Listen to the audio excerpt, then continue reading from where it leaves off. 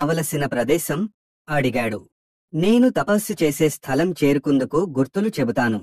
జాగ్రత్తగా విని గుర్తుంచుకో అంటూ ఆ ప్రదేశం చేరడానికి మార్గం గుర్తులు చెప్పి వెళ్ళిపోయాడు సన్యాసి. బహుళ పక్షము అమావాస్య రానే వచ్చింది. ఆ రాత్రి విక్రమార్కుడు కత్తి పట్టుకుని ఒంటరిగా బయలుదేరి సన్యాసి తపస్సు చేసుకునే స్థలం చేరుకున్నాడు. ఆ మర్రి చెట్టు ఎక్కడుందో, నేనేం చెయ్యాలో చెప్పండి అని అడిగాడు. విక్రమార్కుడిని చూస్తూనే చాలా ఆనందం పొందిన ఆ సన్యాసి ఇలా చెప్పాడు.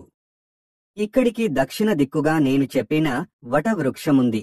దానికి వేలాడే శవాన్ని నువ్వు ఇక్కడికి తేవాలి. శవాన్ని మోసుకు వస్తున్నప్పుడు ఆ శవం నిన్ను పలకరిస్తుంది, మాటలాడించబోతుంది. శవం మాట్లాడడమా? ఆశ్చర్యపోయాడు విక్రమార్కుడు. అది మామూలు శవం కాదు. ఆ చెట్టు మీద భేతాళుడుంటాడు. నువ్వు శవాన్ని